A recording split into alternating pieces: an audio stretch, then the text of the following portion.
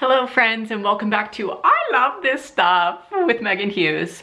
I'm Meghan Hughes, and in today's episode I have so much to show you. It's been a while since I filmed this series. I don't know why I took a break. For some reason I was feeling like people didn't want to see these, but then you guys were requesting them more, and then I was like, what the crap? I don't know why I ever stopped doing them consistently. So this all being said, you can now expect and I Love This Stuff on the last day of every single month. I'm gonna compile all of my loves of the month and present them to you in this here series, okay? So expect them those days. You'll always know when to see them, and let's just friggin' get into it. I'm gonna start off with some bathroom products because I actually have more than usual today. So anyways, let's start off with something that has been my love of the past, I think 3 days. I forgot I had this. This is Mr. Sandman from Lush Cosmetics. It's dusting powder with some lavender in it. It didn't really have a ring to it there. Frick. You know, maybe it's not actually dry shampoo, it's dusting powder, and it's supposed to go on your skin. That's what it was made for. But I've been putting it in my hair, and it's been soaking up the grease pretty well, man. I mean, they're looking a little greasy today, but nothing too terrible. And trust me, it can get terrible up there. If you have bangs, you freaking know. But yeah, I've been using this because I had like an aerosol dry shampoo that I just bought when I got bangs again, because I was like, oh, I need dry shampoo. And I completely forgot that Lush has powders that come bottled like this, and you can just pour a little in your hand and go like that, and you don't have to spray a bunch of shit all in the atmosphere, you know? So I'm gonna stop using that one from wherever I got it, and I'm just gonna keep using this, even though it's not a dry shampoo. But it smells so good. That's like the #1 thing I want you to know. It also has like some sparkles in there, and it's just kind of cute, and after you get out of the bath or something, you can just dust it on you before bed and just be like, oh, I'm such a sexy queen. That was me last night. So it works, it really does. All right, now I have you guys to thank for this next product here. I asked for, in my like sustainable products video that I put up recently, I asked if you guys had a toothpaste recipe that actually works, and somebody commented their recipe, and it's basically the only ingredients are baking soda, coconut oil, and peppermint essential oil. And so I mixed all of those in here. I'll like leave the comment right here where I got the recipe from, so you guys know like ratios and whatnot to add. But yeah, I've just been dabbing this on my toothbrush every day, and I mean, I don't think I have bad breath. I think it's working great, and I'm really stoked on it, man, because now I can just stop buying plastic tubes of freaking toothpaste. So, woo! That was like a delayed woo. It was like I didn't know what to scream. I am seriously on loony mode today. I don't know what's wrong with me, but I've been fucking weird. All right, now this product that I have in this little spray bottle here is actually a gift that Finley got from his mom, I think, for Christmas. She went on a trip to Morocco with his sister like in the fall time, and she got so many great goods and products there. She brought us back a rug. She brought me back one of those like kind of drug rug looking hoodies, a stool for us. What else? A blanket, this thing, some other random stuff like soaps and whatnot. Anyways, she got a lot, and this is one of my favorite things that she brought back because it's just like a magic oil. I don't know what is in here besides, I think it's like argan and Moroccan oils in here, maybe like a little bit of frankincense or something. Why can't I get this off? Yeah, definitely frankincense, maybe a little bit of myrrh. I'm not really sure, but I had the worst blisters, and I just sprayed this magic oil on my ankles, and they're gone now. They cleared up within 2 days, man, and that's not really a normal thing for me. Normally my blisters last oh so long. So I'm really happy about that. I'm sorry I don't know exactly what's in it, but I do know what is in something else that I have to break down for you right now. Okay, so a lot of people who use essential oils love doTERRA. I'm sure it's a great company, but I don't personally use them because they're so expensive, my dudes. And I'm not trying to say that you shouldn't buy them. If you have the money and you want to spend it on that, sure, go and do it. But I buy my essential oils from Plant Therapy. They're a lot cheaper and just good in my opinion. Anyways, the family I nanny for uses doTERRA, and they had this like blend there that I tried the other day called On Guard, and it's a mixture of all all of these essential oils that I already had, and it's really good for cold and flu season that we are in currently. So if you have these, just put them all into your diffuser or something all together, or like make a combination oil of all of these, and it will smell exactly like On Guard from doTERRA. Okay, so first is clove bud, next is eucalyptus, next is cinnamon, orange sweet, and rosemary. Okay, these 5 essential oils I have been using so much. I've been doing drops of them in baths that I take. I've been putting them into my diffuser, like I said, and just generally mixing them together and then putting them onto like a little piece of toilet paper or something and sniffing it if I have a stuffy nose. And this is seriously great for the common cold and all those types of symptoms. You feel me? Every time I touch my cinnamon and my clove, it's like they leak onto my hands or something. I can't tell if I love or hate it. All right, folks, now let's get into some kitchen stuff. I feel like I have the worst posture ever in this video. I'm just like, now let's bring up the other items, like the Hunchback of Notre Dame or some shit. Okay, first being elderberries, dried elderberries. I was talking about these in also my sustainable recipes video, and just how you can make so many things from this. Well, mainly great for cold and flu season as well. I've been using the dried berries, just like a little bit of them, mixing them into like tea strainers. So then I put like a loose leaf tea on top of them, and then it's like an elderberry and like a peppermint tea or whatever tea you want to use. You can just put these into like a little tea diffuser and use them that way. I just bought a 1 pound bag of them, and I've been freaking loving them. And I made elderberry syrup with my friend Ani as well. And for that, I think you really just need these, honey, and like some spices. I don't know. I'll link the recipe down below though for the elderberry syrup that we made. I still have it and it's keeping great. And yeah, I just love elderberries, man. Now let's talk about a spice, all right? I don't think I've ever had like a spice in my I love this stuff videos, but coriander seed. I tweeted about this the other day because I've been feeling so passionate about this spice.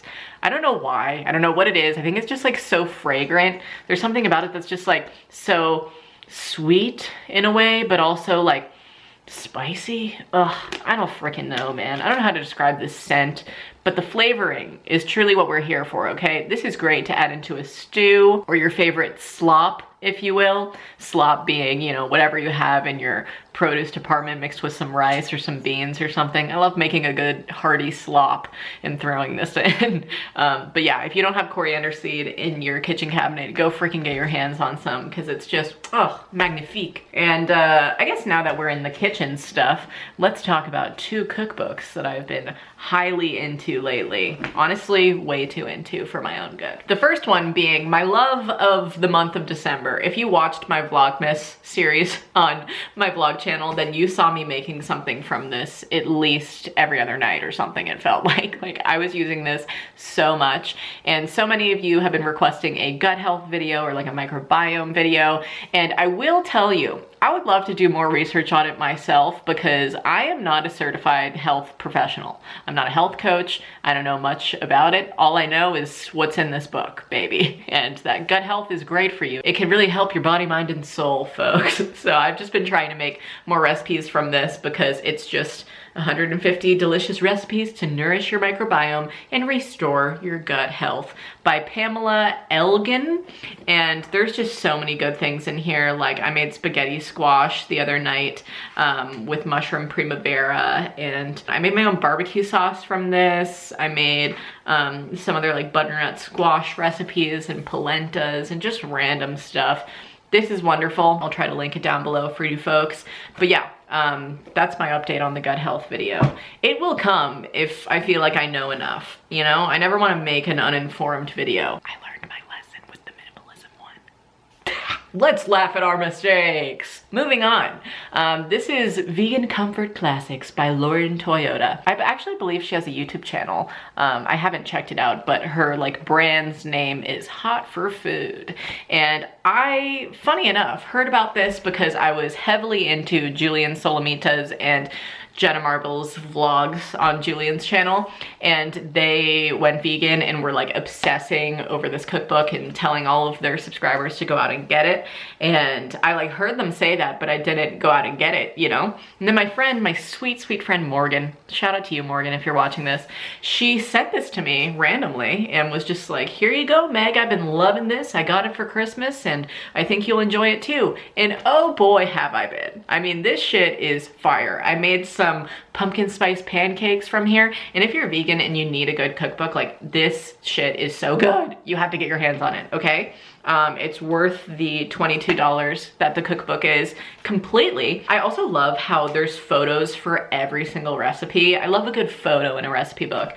So I've really been enjoying this specific cookbook for both its stunning images and its wonderful recipes. And the microbiome cookbook actually has no pictures, just recipes, but it's still freaking great. So I would recommend both of these if you're into cooking healthy foods. Actually, I'm not gonna say that the vegan comfort food is all healthy. It's pretty much just what it sounds like, you know? And speaking of books, I have a young adult novel to talk to you guys about today. I am on the last chapter of this right now, so no, I have not finished it yet, but trust me when I say that this is worth a read if you enjoy books like this. It's called I'll Give You the Sun by Jandy Nelson. And I have been captured by this book for the past, I think I've been reading it for like 4 days or something. It's like almost a 400-page book and I'm almost done with it, which is a pretty fast and obsessive read for me. This is just beyond fantastic. I read at least a bit of it every single day, and I'm about to finish the last like little section of it tonight. And because I know I'm going to finish it tonight, I know that either way, however it ends, I'm going to freaking love it because I've been so mesmerized by this novel. Basically, if you like young adult novels, go and pick this up for a few reasons. Jandy Nelson's writing is unlike anything I've ever read. I've been underlining so many things in this book just purely based off of how she speaks in metaphors and similes just so beautifully. And I've never really read writing as like descriptive as hers, to the point where I'm literally there and I see somebody being like encapsulated in a tornado of love or whatever it might be, you know? She's really good at just describing things beautifully. One of my favorite ways that she describes somebody in this book is, Mom has a massive sunflower for a soul, so big there's hardly any room in her for her organs. Jude and me have one soul between us that we have to share, a tree with its leaves on fire, and Dad has a plate of maggots for his. And it's basically told from the perspective of two twins, and it's just like in Noah's perspective and then Jude's perspective, and all of the stories just intertwine so beautifully. I will read so much more Jandy Nelson after this because I am truly all in on this book. I honestly think this is one of my favorite books I've ever read in my life. I've been like just so absorbed. Oh, it's like she has a freaking hold on me or something. I feel like I just talked on that for so long for some reason, but I know the reason. Oh, baby, it's good. Okay, now for one of my most favorite, holy shit, I didn't know this came with this. Phoebe Bridgers, an icon. I feel like I need to hang this on my wall or something. I love this woman so much. Okay, I'm gonna talk about this record now because this is also freaking amazing. Phoebe Bridgers' Stranger in the Alps. This has been on repeat, truly. I think I listen to this album at least 3 times a week, and I have been doing that since I started listening in December. This actually came out in 2017, but I didn't get heavily into her until I found her group Boy Genius with Lucy Dacus and Julian Baker. They have like a little girl band called Boy Genius, and I listened to them, and then I started listening to just Phoebe. I had listened to like Killer and like Scott Street and stuff like that, but I had never heard this entire project, and holy shit. Funeral is one of the greatest songs of all time. I'm trying to learn it on ukulele right now, but it is very hard, okay? She does a lot of picking, which is very hard for me. Honestly, how she plays guitar is insane. Finley and I tried to cover Scott Street the other day together, and we couldn't because of how hard the chords were, but I just love how beautiful this album is. You need to go and listen to it if you never have. She's such a queen, and she just released new music as well, but it's not solo music, and I'm obsessed with her solo music, my dude. I mean, ooh, wow. I got that on vinyl for myself for Christmas. and it was one of the best investments ever. And now that we're on the topic of music, podcasts, blah blah blah blah stuff, let's talk about a podcast that I've been very into lately, which is Sunday Gems, hosted by our bae, Kaylani, and Raina Biddy, who is one of my, I think she is my favorite poet of all time, honestly.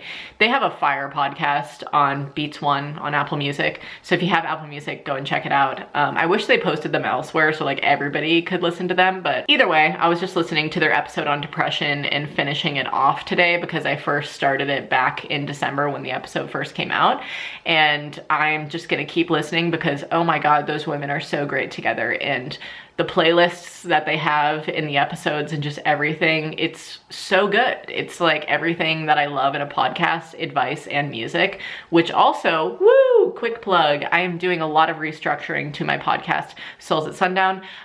You can go and check it out on iTunes and SoundCloud, and I'm going to have my first new formatted episode up on Friday with like new cover art and a new like intro song and just a bunch of new other things. And I'm just stoked on like the restructure of it, honestly. And the first episode is going to be about sex talk, so yeah, baby, we're gonna be getting into it.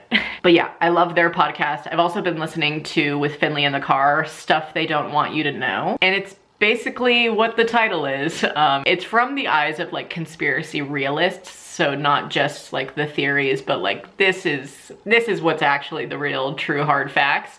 And I love listening to stuff like that, and they have just educated me on so many things that I either like wondered about but not known enough about. I learned a lot about nonstick pans and how toxic and terrible nonstick pans are. There's also an episode that was probably my favorite episode they've ever done on current concentration camps around the world and how just certain racial groups or minorities are being targeted by certain countries and held hostage, literally, and being sold off as like, oh, we're just re-educating them and like gonna make their lives better by doing this, but it's just a current concentration camp, friends. So definitely go and check that out if you're into that kind of stuff. Also, as for things that I have been watching recently, I have been obsessing over Trailer Park Boys for the past like 2 or 3 months, it seems. And I just find that show so fucking funny. And I wanted to bring this up because when I first saw that show, I was 1, violently ill, and 2, staying at like this guy's house, and I just was hating life. And he was playing it the whole time, and I was like, oh my god, this fucking show again. And I had formed this like bad idea in my head that it was for some reason a bad show, but now I have rewatched the entire series over and I'm like, holy shit, this is the funniest thing to ever happen ever.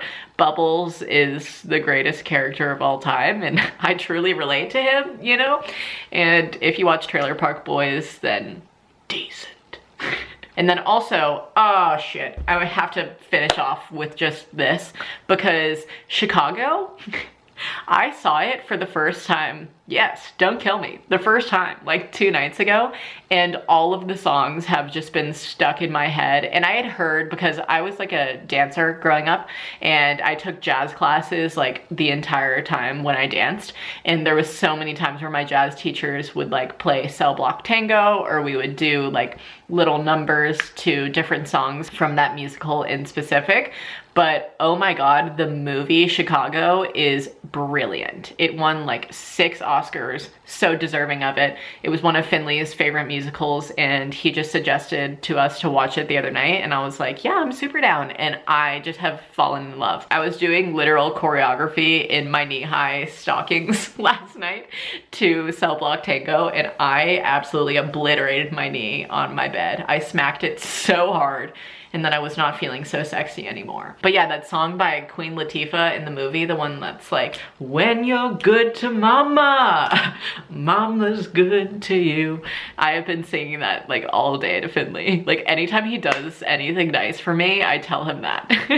But yeah, man, I don't know. I've just been obsessing over that movie slash musical and the soundtrack and everything to do with it. And if you have never seen Chicago, the movie, go and see it. Anyways, I think that is actually it for today. Thank you so much for watching this. Thanks for tuning in. I'm so happy to be back and doing this series again. And if you enjoyed this, please give it a big thumbs up for me. Subscribe to my channel if you're not already. Ring the notifications bell if you would like to know when I upload. And until the next upload, stay smiling. This is a 3. This is not a 2. Bye, guys.